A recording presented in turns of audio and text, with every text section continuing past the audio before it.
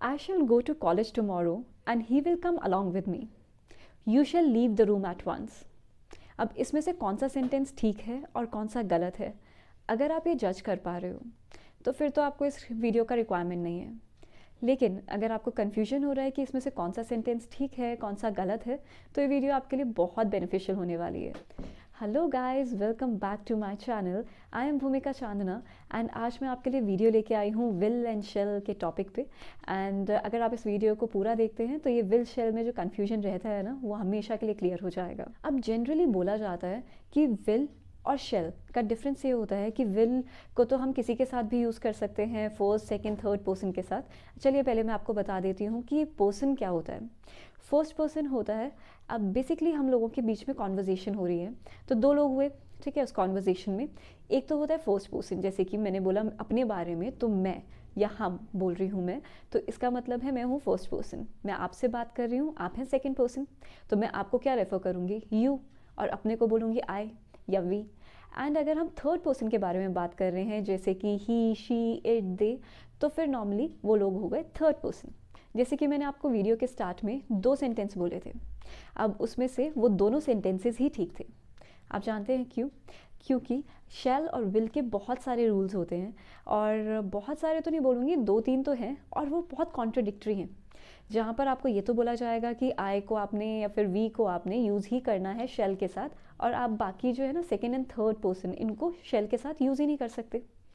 और all of a sudden second rule में बोला जाएगा कि नहीं, आप अब ये इस रूल के हिसाब से आप आई और वी को विल के साथ यूज़ करो और सेकेंड और थर्ड पर्सन को शेल के साथ। अब ऐसा क्यों होता है, चलिए देखते हैं। अब पहले एक रूल हुआ करता था कि जब भी आप आई या वी को यूज़ करते हैं तो उसके साथ आपको शैल यूज़ करना होता था और आप विल यूज़ नहीं कर सकते थे। और फिर उसके बाद अगर आप सेकेंड या थर्ड पर्सन की बात करते हैं, जैसे कि हो गया वो यू, ही, शी, इट, दे, तो आपको हमेशा विल यूज़ करना है, आप शैल नहीं यूज़ कर सकते। चलिए वो तो ठीक है, अगर आप कोई नॉर्मल सेंटेंस यूज़ कर रहे हैं तो आप आई और वी के साथ शैल यूज़ करेंगे। लेकिन अभी ऐसा हो गया है कि आप आई और वी के साथ विल भी यूज़ कर सकते हैं, और वो बिल्कुल एक्सेप्टेबल है, और आपको कोई ये नहीं बोल सकता कि आप गलत बोल रहे हैं। लेकिन अब आपके पास एक चीज़ तो कॉमन हो गई ना कि आई और वी के साथ आप विल और शैल दोनों यूज़ कर सकते हैं। फर्स्ट रूल तो ये है। और इसी के साथ ये है कि आपका जो सेकेंड एंड थर्ड पर्सन है, जैसे कि यू, ही, शी, इट, दे, इन सब के साथ आप विल यूज़ कर सकते हैं एक नॉर्मल सेंटेंस में। लेकिन अब कुछ कंडीशंस होती हैं जहाँ पर आप in second and third person के साथ भी शैल यूज़ कर सकते हैं। चलिए वो मैं आपको बताती हूँ। अब आप शैल यूज़ कर सकते हैं सेकेंड एंड थर्ड पर्सन के साथ, कैसे? इसकी 6 कंडीशंस हैं। अब आप किसी से कोई कॉन्वर्जेसन कर रहे हैं और उसमें आप उसको धमकी दे रहे हैं, ठीक है, जिसको बोलते हैं थ्रेट, तो आप यूज़ कर सकते हैं। सेकंड है आपका कि अगर आप किसी को कमांड दे रहे हैं तो भी यूज़ कर सकते हैं। थर्ड है आप किसी को एडवाइस दे रहे हैं तो भी यूज़ किया जा सकता है। फोर्थ कंडीशन है आप किसी से कोई प्रॉमिस कर रहे हैं तो भी आप इसको यूज़ कर सकते हैं। आप किसी कंपल्शन के बारे में बात कर रहे हैं।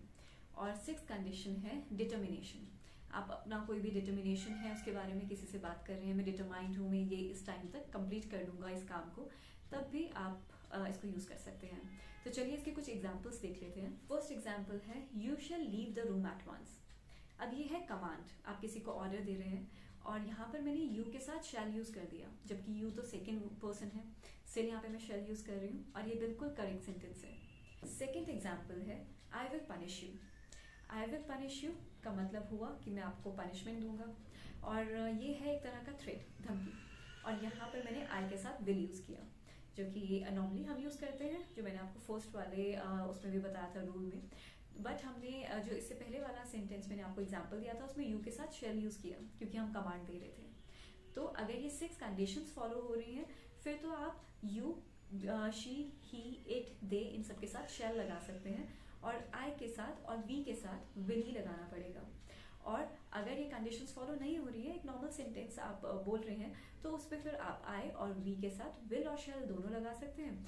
और बेसिकली अगर आप कोई भी सेकेंड या थर्ड पर्सन को यूज़ कर रहे हैं, वहाँ पर आप ही, शी, इट, दे कुछ भी यूज़ कर रहे हैं, और या फिर यू यूज़ कर रहे हैं, तो आपको विल ही लगाना पड़ेगा। नेक्स्ट रूल है कि जब भी आप कोई इंटेरोगेटिव सेंटेंस बनाते हैं तो उसमें आपको विल या शेल में से क्या यूज़ करना चाहिए फर्स्ट पर्सन के साथ। आप फर्स्ट पर्सन के साथ जब भी आप कोई इंटेरोगेटिव सेंटेंस बनाते हैं, इंटेरोगेटिव सेंटेंस होता है जहाँ पर आप कोई क्वेश्चन पूछ रहे हैं और आपको यहाँ पर यूज करना है आई या वी, तो इसमें आपको विल या शैल क्या यूज करना होगा।